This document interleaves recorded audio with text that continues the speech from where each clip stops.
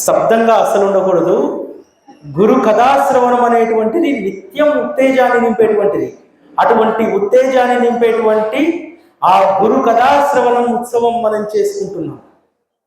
మళ్ళొకసారి శ్రీ సచ్చిదానంద సద్గురు సాయినాథ్ మహారాజకే, శ్రీ సాయి సచ్చరితకు, హేమాడ్ పంతుకు. ఇది అంటే ఎంత అద్భుతమైనటువంటి ఘట్టంలో మనం ఉన్నాం, ఎంత అద్భుతమైనటువంటి ఉత్సవాన్ని మనం జరుపుకుంటున్నాం. ఈరోజు సచ్చరిత ఉత్సవం జరుపుకోవడానికి ప్రధానమైనటువంటిది ఫోకస్లో ఉంది శ్రీ సాయిబాబా సచ్చరిత. ఆబ్జెక్ట్లో ఉంది, ఆబ్జెక్ట్లో ఉన్నది హేమాడ్ పంత్. అంతే కదా. ఒక గొప్ప కార్యాన్ని బాబా హేమాడ్ పంత్కు తలకెత్తారు. అటువంటి గొప్ప బాధ్యతను తలకెత్తుకున్నటువంటి హేమాడ్ పంత్ ఎంత నిబద్ధతతో, ఎంత నిజాయితీతో, నాలాంటి వాడికి ఏదైనా పుస్తకం రాయమని చెప్పి ఎవరైనా చెప్తే ఏం చేస్తానో తెలుసా, దాంట్లో ఎక్కడో ఒక 100 లైన్లలో 4 లైన్లు నా గురించి రాసుకుంటాను, నా గొప్పతనం గురించి. హేమాడ్ పంత్ ఒక్క సందర్భాన్ని, ఒక్క అక్షరాన్ని తన గురించి రాసుకోలేదే సచ్చరితలో. ఎవరి కోసం ఈ సచ్చరిత?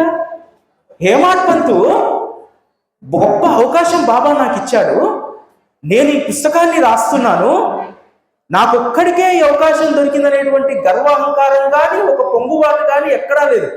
ఎంత అద్భుతమైనటువంటి విషయాన్ని సచ్చరితలో రాస్తారంటే, ఎందుకోసం ఈ సచ్చరిత అనేటువంటిది 2 లైన్లలో చెప్పేశారు. ఎందుకోసం అన్నారు? భవిష్యత్ తరాల వారు సాయిని సజీవంగా చూడలేదనేటువంటి లోటు ఉండకుండా ఉండేందుకు ఈ గురు కథ అని చెప్పడం జరిగింది. ఎవరి కోసం? మనందరి కోసం, మన కోసం ఎంత పరితపించుంటారు హేమాడ్ పంత్. ఈరోజు మనము మైక్ ఉంది, రాసుకోవడానికి నోట్ పుస్తకాలు ఉన్నాయి, టైప్ చేసుకోవడానికి కంప్యూటర్లు ఉన్నాయి.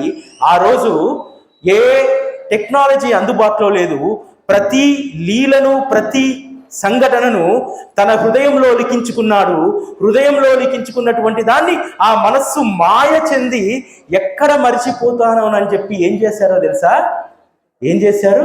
చిత్తు కాగితాలలో చిరిగిన వస్త్రపు సౌందర్యం, నిడారంబర రూపానికి మహారాజు వైభవం.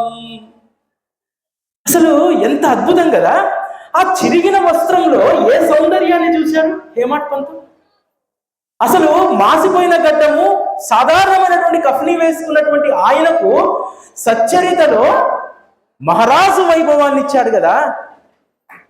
అంటే ఎంత ఊహించి ఉంటాడు బాబా యొక్క వైభవాన్ని. ఒకానొక సందర్భంలో హేమాడ్ పంత్ ఒక మాట రాస్తారు, ఈ బాహ్య అలంకరణలు ఏవీ కూడా బాబాకు పట్టవు, కానీ వారికి సమర్పించేటువంటి దాంట్లో దాని వెనుకాల భక్తుల ప్రేమ ఇమిడి ఉంటుంది కాబట్టి ఆయన వెండి సింహాసనాన్ని కూడా వారు తిరస్కరించలేదు. ఎందుకంటే అది వారికి ఇబ్బందికరమైనా సరే దాని వెనకాల భక్తుల ప్రేమ ఉంది. అప్పుడు వెండి సింహాసనం ఎక్కడిది బాబాకు? ఎంత ముందుగా బాబా యొక్క వైభవాన్ని సచ్చరితలో దర్శింపజేశారో మనకు ఆ ఒక్క పాయింట్ మనకు అర్థమవుతుంది. అంతేకాదు, మనం ఏదైనా సరే ఈరోజు మనకు సచ్చరిత బోధించేటువంటి వారు, మీ సార్ పద్మనాభరెడ్డి గారైనా సరే, నాలాంటి వారైనా సరే, ఎలా బోధపడుతుంది మీకు? నోరు విప్పి చెప్పితే బోధపడుతుంది. మరి పెదవే కలపని బోధనల ప్రవాహం, సాయి కృపామృత ధారల జలపాతం. అసలు ఆయన పెదవే విప్పలేదు కదా. ఎట్లా ముడిసిపట్టాడు హేమాడ్ పంత్? ఎట్లా దాన్ని పట్టుకోగలిగాడు? అంటే బాబా యొక్క అంతరంగంలోకి హేమాడ్ పంత్ అనేటువంటి ఆత్మ ప్రవేశించింది. సాయిబాబా అనేటువంటి ఆత్మ ఎప్పుడూ కూడా హేమాడ్ పంత్ అనేటువంటి ఆత్మ ఎప్పుడూ కూడా సాయి పరమాత్మలో లీనమై ఉంది. అందుకని అంత అద్భుతంగా బాబా గురించి వారు చరిత్రను రాయగలిగారు. అంతేకాదు, ఈరోజు మనమందరం కూడా అనుకుంటాం, బాబా ఎక్కడ లభిస్తాడు? బాబా ఎక్కడ లభిస్తాడు? ఎక్కడ? సచ్చరితలో మాత్రమే లభిస్తాడు. మీరు 64 అడుగుల విగ్రహాన్ని పూజించిన, బాబాకు 64 లక్షల పదార్థాలతో అభిషేకం చేసిన బాబా లభించడు. కేవలం శ్రీ సాయి బాబా సచ్చరితలో మాత్రమే లభిస్తారు. ప్రతి అక్షరంలో వారు సాక్షాత్కరిస్తారు. అందుకోసం మనకు సచ్చరిత వైభవం ఎంత గొప్పదంటే, హేమాడ్ పంతు అక్షరాల్లో సాయిని సాక్షాత్కరింపజేసి,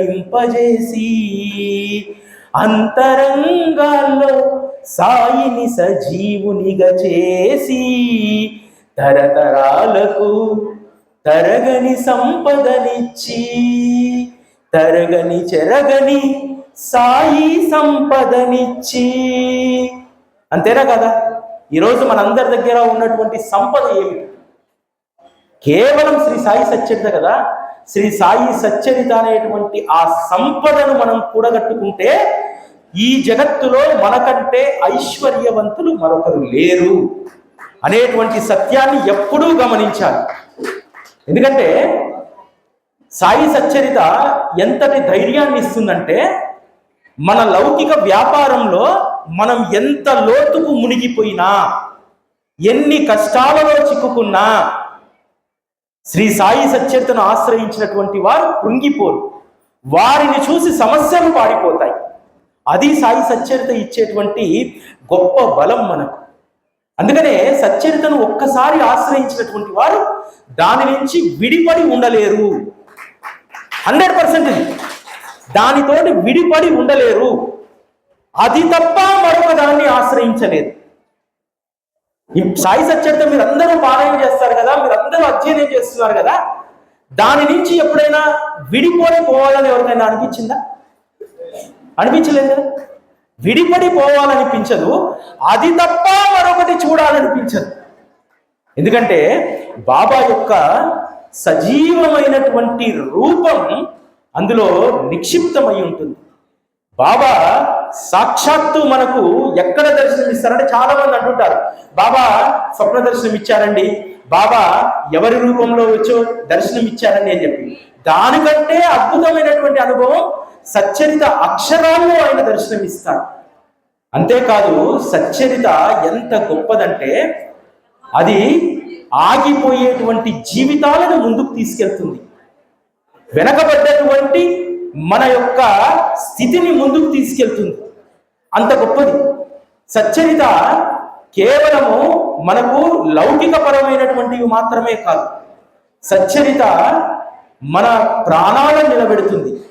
సచ్చరితలో ఉన్నటువంటి ఒక్కొక్క అక్షరం ఒక్కొక్క అమృత గుళిక.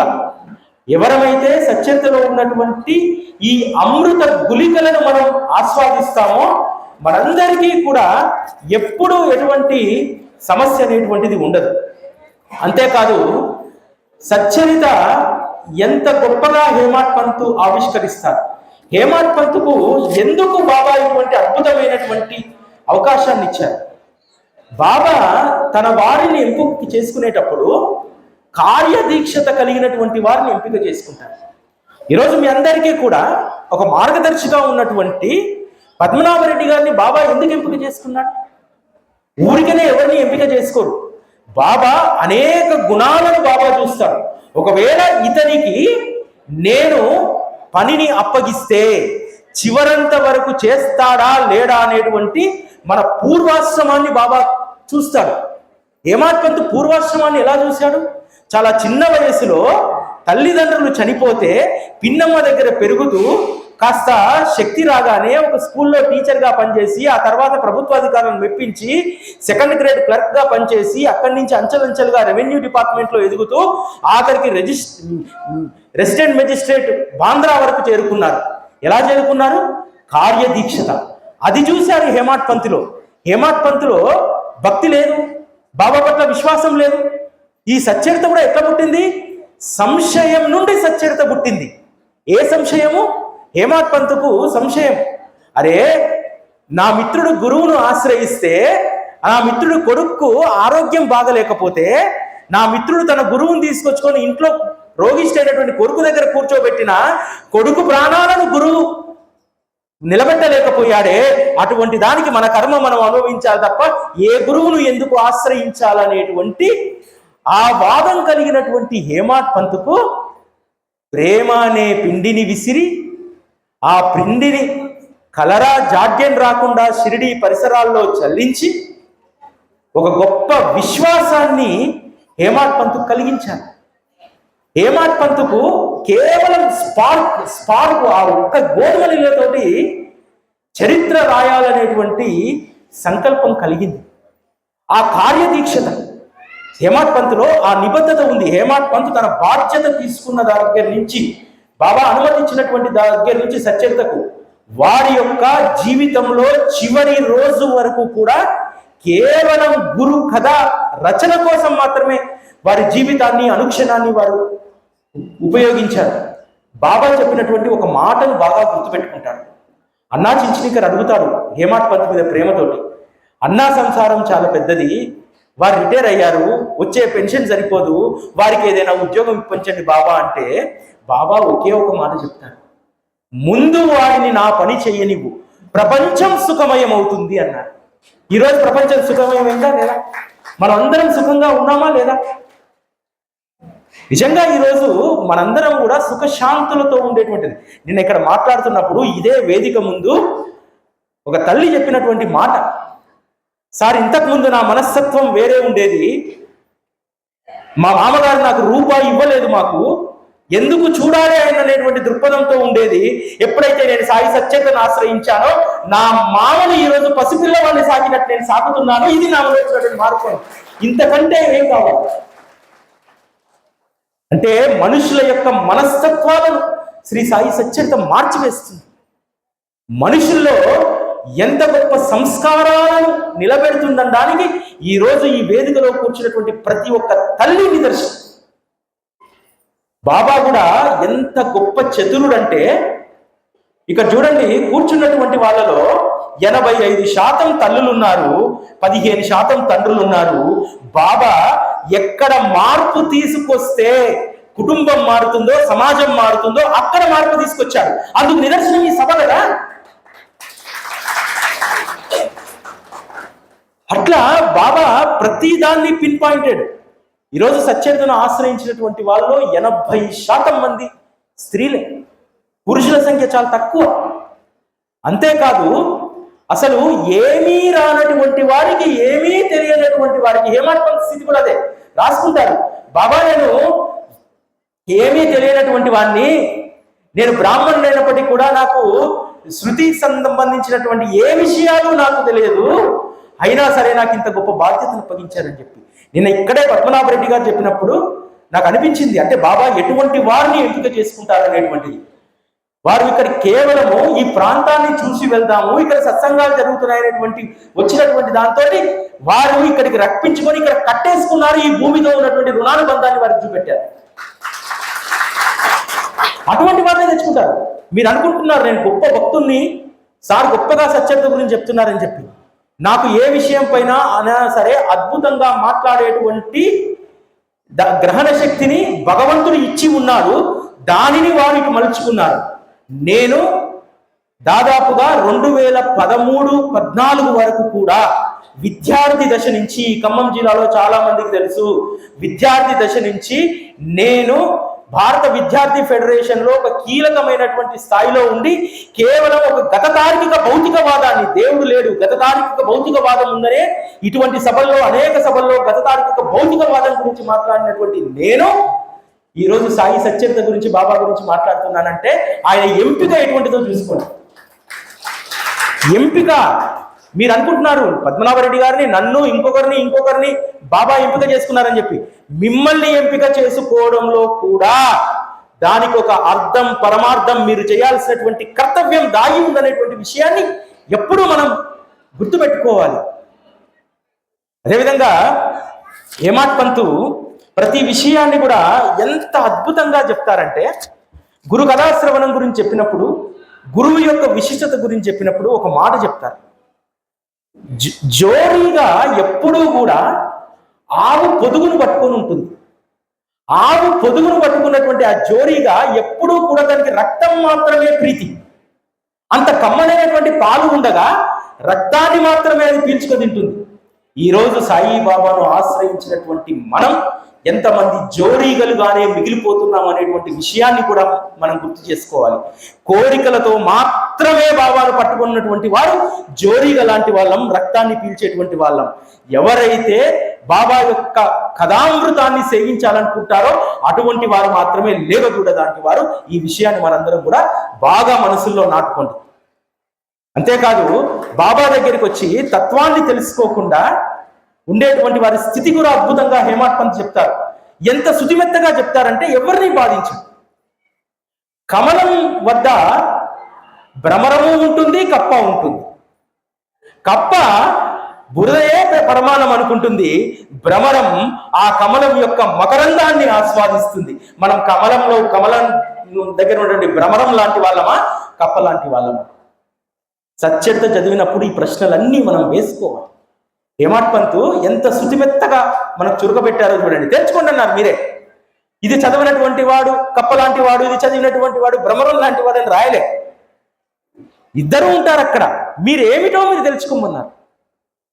ఇంకో మాట చెప్తారు, బాబా దగ్గరికి వచ్చినప్పుడు మన స్థితి ఏమిటనేటువంటిది. కాకి లాంటి నేను సాయి చరణ మానస సరోవరంలో హంసలా మారిపోయాను అని చెప్పి రాస్తారు. సాయి సచ్చరితను, సాయి కథాశ్రవణాన్ని వినేటువంటి వారు ఆలోచించుకోవాలి.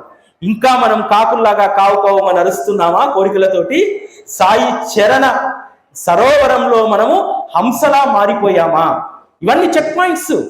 సచ్చరిత పారాయణం, అధ్యయనం ఇది మననం మాత్రమే కాదు, చెక్ పాయింట్స్ అన్నింటిని కూడా మనము చెక్ చేసుకోవాల్సినటువంటి అవసరం ఇక్కడ ఉన్నది. అంత గొప్ప కథామృతం. మనం అనుకుంటాం సచ్చరిత కథలు, లీలలు, కొన్ని బోధనలు అని చెప్పి. అది మాత్రమే కాదు, ఇక్కడ గీత కేవలం భగవద్గీత బోధించింది. శ్రీ సాయి సచ్చరిత ఆచరణ మార్గాన్ని చూపెట్టింది. నీ జీవితంలో ఏ ఏ సమయాల్లో ఎప్పుడెప్పుడు ఎలా ఉండాలి అనేటువంటి దాన్ని శ్రీ సాయి సచ్చరిత మనకు అందజేస్తుంది. అంత గొప్ప శ్రీ సాయి సచ్చరితను ఆశ్రయించినటువంటి మనం అదృష్టవంతులమా కాదా? 100% అదృష్టవంతులం. అంత గొప్ప సాధన ఈ శ్రీ సాయి సచ్చరితలో ఉంటుంది. సచ్చరిత ఎంత సూక్ష్మమైనటువంటి విషయాలను మనకు తెలియజేస్తుందంటే, మనం సచ్చరిత సాధారణంగా చదువుకుంటూ పోతూ ఉంటాం కదా, కానీ సచ్చరిత రాసేటప్పుడు చాలా సూక్ష్మమైనటువంటి విషయాలను హేమాడ్ పంత్ రాస్తారు. దాన్ని మనం ఎందరం గుర్తించామో ఒక్క ఉదాహరణ మీకు చెప్తాను. సచ్చరితలో భక్తుల గురించి ఉంటుంది, బల్లి గురించి ఉంటుంది, గుర్రం గురించి ఉంటుంది, పులి గురించి ఉంటుంది. ఇవన్నీ కూడా ప్రాణం ఉన్నటువంటి మన దృష్టికి కనిపించేటువంటివి. ఒక దగ్గర ఒక అద్భుతమైనటువంటి, అసలు చలనం లేనటువంటి, ప్రాణం లేనటువంటి ఒక వస్తువు గురించి ఎంత అద్భుతంగా రాస్తారో తెలుసా? దేని గురించి? బాబా వారేటువంటి చిలుం గురించి. అంత సూక్ష్మమైనటువంటి వాటిని కూడా హేమాడ్ పంత్ పట్టుకోగలిగారు. అంటారు, ఆహా, ఈ చిలుం ఎంత అదృష్టం చేసుకుంది, బాబా యొక్క ముఖ చుంబనాన్ని అది ముద్దాడుతుంది అని చెప్పి రాస్తారు. రాసి మళ్ళీ రాస్తారు, దానికి ఆ అర్హత ఊరికే రాలేదు. దాని పసితనంలో కుమ్మరి కాళ్ళ కింద నలిగి అది ఒక రూపానికి తెచ్చుకొని అది కొలిమిలో కాలి ఆ తర్వాత ద్వారకామాయి చేరి బాబా యొక్క చుంబనాన్ని అది పొందింది. అంత కష్టపడితే తప్ప చిలుం బాబా నోటి దగ్గర రాలేదు. మరి మనం ఏం చేస్తే ఆయన పాదాల దగ్గర పోతాం? ఆలోచన. ఇట్లా ప్రతిదీ కూడా ఎంత అద్భుతమైనటువంటి కీ పాయింట్స్ సచ్చరితలో చెప్తారంటే, నా వినతి ఏంటంటే, మీరు నెక్స్ట్ సచ్చరిత పారాయణ చేసేటప్పుడు ఈ కోణంలోంచి చదవండి. హేమాడ్ పంత్ ఊహించుకోండి, అరే హేమాడ్ పంత్ ఎంత చతురుడు, ఏమేమి ఇంకా రాసి ఉంటాడు, నేను ఏమేమి మిస్ అయ్యాననేటువంటి ఆ కోణంలో నుంచి ఒకసారి సచ్చరితను చదవండి. ఎంత ఆత్మతృప్తి కలుగుతుందంటే అంత ఆత్మతృప్తి కలుగుతుంది. హేమాడ్ పంత్ అంటే మనందరికీ కూడా ఒక గౌరవ భావం. ప్రపంచంలో ఎవరికీ ఇవ్వనటువంటి ఒక గొప్ప అదృష్టాన్ని పొందినటువంటి భాగ్యశాలి హేమాడ్ పంత్. సచ్చరిత గురించి కావచ్చు, సచ్చరిత వ్యాఖ్యానాలు కావచ్చు, ఇంకే పుస్తకాలైనా కావచ్చు, బాబా పైన అనేక మంది రాసి ఉండవచ్చు గాక, వాటన్నింటికి కూడా మాతృక హేమాడ్ పంత్ రాసినటువంటి శ్రీ సాయి సచ్చరిత మాత్రమే. ఆ సాయి సచ్చరితను వారు ఎంత అద్భుతంగా వారు దాన్ని రాశారనడానికి మీకు ఒక 4 అక్షరాలు మీకు చెప్తాను.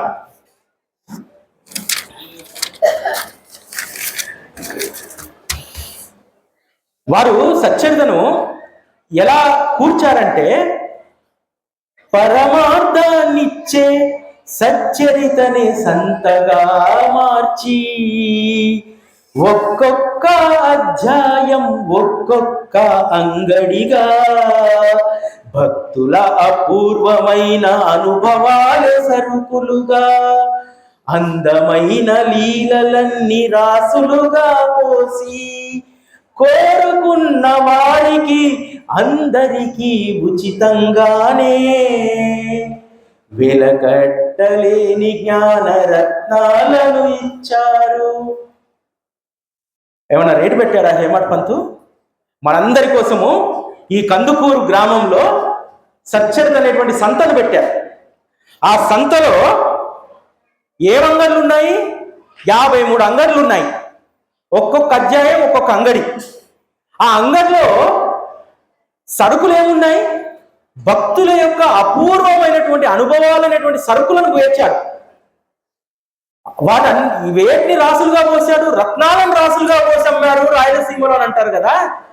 ఏమి రాసులు పోసారు? లీలలనే రాసులుగా పోసాడు. పోసి ఏం చేశాడు? అమ్మాడా?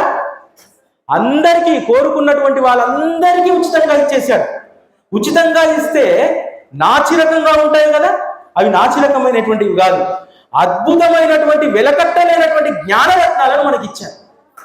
ఇది హేమాడ్ పంత్ ఇచ్చినటువంటి మన ఇష్టం. ఏర్కోండి, మీకు ఎన్ని రత్నాలు కావాలంటే అన్ని ఏర్కోండి. సచ్చరిత అనేటువంటి సంతలో ఫ్రీగా దొరికేటువంటి సరుకు. ఈ ప్రపంచంలో ఏ దానినైనా ఉచితంగా తీసుకుంటే దానికి విలువ ఉండదు, కానీ సచ్చరితలో నువ్వు తీసుకునేటువంటి ఆ జ్ఞానరత్నానికి అద్భుతమైనటువంటి విలువ ఉంటుంది. ఆ జ్ఞానరత్నాలను ఎప్పుడూ కూడా మనం ఏరుకునేటువంటి పనిలో మనము తప్పకుండా ఉండాలి. అట్లా సచ్చరిత పట్ల మనందరి అటెన్షన్ కూడా ఎప్పుడు దాంట్లో ఉండేలాగా హేమాడ్ పంత్ అద్భుతమైనటువంటి కావ్యాలంకరణను వారు చేయడం జరిగింది. అంతేకాదు, వారి బాబా యొక్క మనస్తత్వాన్ని ఎంత అద్భుతంగా ఆవిష్కరిస్తారు, ఒకే పదంలో చెప్పేస్తారు. శ్రీ సాయి బాబా యొక్క హృదయం నవనీతం లాంటిది అంటారు. నవనీతము ముట్టుకుంటే కరిగిపోతుంది కదా, వారి హృదయం నవనీతం లాంటిది అని చెప్పి దాని కింద ఒక మాట రాస్తారు. వెన్నెను కరిగించాలంటే తాపం కావాలి, తాపం తాకితే తప్ప వెన్నె కరగదు. కానీ సాయి సద్గురువు యొక్క హృదయం ఇతరులకు తాపం కలిగితే కరిగిపోతుందట. అందుకనే మనకి ఏ తాపం కలిగినా ఆయన హృదయం కరిగిపోయి, అరే నా బిడ్డ ఇబ్బంది పడుతుందని చెప్పి ఎక్కడున్నా దిగొస్తాడు. అది వారి యొక్క గొప్ప ఔదార్యం అనేటువంటిది అని చెప్పాడు. ఇటువంటి అద్భుతమైనటువంటి మాటలు సచ్చరితలో ఉంటాయి. వాటిని పట్టుకోవాలి. మనం పట్టుకుంటే బాబా యొక్క అంతరంగం ఏందనేటువంటిది అర్థమవుతుంది. అంతేకాదు, వారు హేమాడ్ పంత్ ఇంకో గొప్ప విషయాన్ని రాస్తారు. అంటే బాబా ఎవరు అనేటువంటి విషయంని చాలా స్పష్టంగా తెలియజేయడానికి ఉద్ధవ గీతలో ఉన్నటువంటి ఒక విషయాన్ని ప్రస్తావిస్తారు. శ్రీకృష్ణ పరమాత్మ ఉద్ధవుడితో చెప్తారు, సత్పురుషులందరూ కూడా నా ప్రతిమలే అని చెప్తారు. అని చెప్పి నా ప్రతిమలే అని చెప్పడం కూడా తక్కువే, వారు నా స్వరూపాలే, వారి యొక్క బాధ్యతను నేను తీసుకుంటాను, వారిని ఎవరైనా నిందిస్తే నేను బాధపడతాను అని చెప్పి శ్రీకృష్ణ పరమాత్మ చెప్పినటువంటి ఒక అద్భుతమైనటువంటి విషయాన్ని బాబా యొక్క దైవత్వానికి సంబంధించి, వారి యొక్క అద్భుతమైనటువంటి శక్తికి సంబంధించి ఇక్కడ రాయడం జరుగుతుంది. అంతేకాదు, శ్రీ సాయి సచ్చరిత ఎవరికి ఉపయోగం, ఏం చేయాలి సచ్చరిత కోసం? మనం ఖచ్చితంగా మనం మాత్రమే కాదు, మన భవిష్యత్ తరాలకు దీన్ని అందించాల్సినటువంటి బాధ్యత మన పైన ఉంది. ఎవరమైతే మన పిల్లలను బాబా దగ్గరికి చేర్చి బాబా యొక్క కథలు, లీలలు, సత్సంగాల్లో మనం భాగస్వామ్యం చేస్తామో అప్పుడే బాబాను మనం భవిష్యత్ తరానికి ఇచ్చినట్టు. లేకపోతే నువ్వు చదువుకో, నువ్వు ఉద్యోగం చేసుకో, నీ జీవితంలో నువ్వు సంపాదించుకో అనేటువంటి దాన్ని మాత్రమే మనం ప్రోత్సహిస్తే, నేనున్నాను కదా, నీకేమైనా కావాలా, ఇంజనీరింగ్లో సీట్ కావాలా, నేను అడుగుతాను బాబాను. చాలా మంది తల్లులు చేసేటువంటి పొరపాటు అదే, నేను అడుగుతాను బాబాను. నీకు మంచి ఉద్యోగం కావాలా, నేను మొక్కుతాను బాబాను. ఇక్కడ గుర్తుపెట్టుకోవాల్సింది ఏంటంటే, బాల్యం నుండి కూడా పిల్లలకు బాబాయ్ అనేటువంటి అమృతప్రాయమైనటువంటి సహచర్యాన్ని మనం అందిస్తే, తల్లి తన బిడ్డకు శక్తి వచ్చేంత వరకు తన సైన్యం నుంచి ఏ విధంగా అయితే పాలన ఇస్తుందో, వాడికి శక్తి వచ్చిన తర్వాత సాయి కృపామృత ధారను ఖచ్చితంగా వాడికి పట్టించాల్సినటువంటి బాధ్యత మనందరిపైన ఉంది. దీన్ని మనందరం కూడా గుర్తుపెట్టుకోవాలి. అంతేకాదు, ఈ సాయి సచ్చరిత ఎంత అద్భుతమైనటువంటి అమృత భాండాగారం అంటే, సచ్చరిత గురించి చెప్పాల్సి వస్తే 4 పదాలు నేను చెప్పదలుచుకుంటే ఒకటే ఒక మాటలో నేను చెప్తాను. అక్షర గులికల సంజీవనం అమోఘ లీలల సారం లీలా మానుష చరితం సచ్చరితం సాయి చరితం సచ్చరితం సాయి చరితం. అక్షర గులికల సంజీవనం అమోఘ లీలల సారం లీలా మానుష చరితం సచ్చరితం సాయి చరితం. భక్తుడి చేతిలో భగవంతుడే కలమై కదిలిన చరితం కమనీయ కావ్యం ప్రతి అక్షరం రక్షణ కవచం అది ఆర్తులకు అభయం అది సకల తీర్థాల సంగమం సచ్చరితం సాయి చరితం సచ్చరితం. ఇద్దరు తల్లులు గొప్ప సొగసులు దిద్దారు. మణియమ్మ విమలమ్మ అచలానందులు సొగసులు దిద్దగా వెళ్ళి విరిసెను తెలుగు నేలపై సాయి సంజీవనం గుబాలించెను సాయి సచ్చరిత పరిమళం. ఇక్కడ కూడా ఇద్దరు తల్లులే. హేమాడ్పంత్ రాసినటువంటి శ్రీ సాయి సచ్చరితను మనెమ్మ గారు ఒక సాధనగా చేసుకొని, విమలా శర్మ గారు ఆ సచ్చరితను ఇంకా మనెమ్మ గారి కంటే కూడా ఇంకా సరళమైనటువంటి భాషలో మార్చి, ఆ ఇద్దరి తల్లులు కూడా తెలుగులో మరాఠీ మాతృక అయినటువంటి సచ్చరితను అత్యద్భుతంగా మనకు అందించారు. ఈ సందర్భంగా ఆ ఇద్దరి తల్లులకు కూడా మనం కృతజ్ఞతలు తెలియజేసుకోవాల్సినటువంటి అవసరం ఉంది. సచ్చరిత అంటేనే కృతజ్ఞత. కృతజ్ఞత లేనటువంటి జీవితం, కృతజ్ఞత లేనటువంటి సాయి సచ్చరితను ఆశ్రయించినటువంటి జీవితాలు ఎందుకు కూడా పనికిరావు. ఈరోజు ఒక్క మార్గదర్శి మీకు అద్భుతమైనటువంటి సచ్చరితను చూపెట్టిన తర్వాత ఆయన పట్ల మీకున్నటువంటి కృతజ్ఞత నన్ను అబ్బరపరిచింది. అది జనానికి ఉండాల్సినటువంటి ఒక బాబా భక్తురాలుగా ఉండాల్సినటువంటిది ఏంటంటే కృతజ్ఞత. కాకపోతే దురదృష్టం ఏమిటంటే, చాలా మంది అవసరం కోసం సాయిబాబా, అవసరం కోసం సాయి సచ్చరిత, అవసరం కోసం నాలాంటి వారి మాట, అవసరం కోసం పద్మనాభరెడ్డి గారు లాంటి మాట, ఇవి అవసరం కోసం మాత్రమే వినియోగించుకున్నటువంటి వాళ్ళు పక్కా దురదృష్టవంతులుగా మారిపోతారు. ఎవరైతే నిత్యము సచ్చరితను ఆశ్రయించి ఉంటారో, ఎవరికైతే సచ్చరితను ఆశ్రయించడం మాత్రమే కాదు దాని పట్ల కృతజ్ఞత కలిగి ఉంటారో. హేమాడ్పంత్ ఒక మాట రాస్తారు కృతజ్ఞతకు సంబంధించి. ఈరోజు మనం అందరం బాగా గుర్తుపెట్టుకోవాలి. ఎవరైతే సాయి అనేటువంటి సత్సంగ ప్రాప్తిని నాకు కలిగించారో, దాని ద్వారా నా అంగ ప్రత్యంగాలు సుఖాన్ని పొందుతున్నాయో, అటువంటి వారికి నా జీవిత పర్యంతం కృతజ్ఞులై ఉంటాను. నేను నానాసాహెబ్ చందోర్కర్కు, కాకాసాహెబ్ దీక్షిత్కు నేను జీవిత పర్యంతం కృతజ్ఞుని అని చెప్పి హేమాడ్పంత్ రాస్తారు సచ్చరితలో. మనకు ఆ కృతజ్ఞత ఉందా లేదా చెక్ చేసుకోండి. ఆ సచ్చరిత శ్రవణం చేయడం కాదు, సచ్చరితను ఎవరో చెప్తే, ఒక మార్గదర్శి చెప్తేనో, నాలాంటి వారు చెప్తేనో వినడం కాదు. గుర్తుపెట్టుకోండి, ఆ సత్సంగ ప్రాప్తి కలిగించినటువంటి వారి పట్ల మీకు కృతజ్ఞత ఉందా లేదా అనేటువంటిది కూడా ఎప్పుడు మీరు చెక్ చేసుకోవాల్సినటువంటి అవసరం ఉంది. ఈ అవకాశాన్ని ఇచ్చినటువంటి మీ అందరికీ కూడా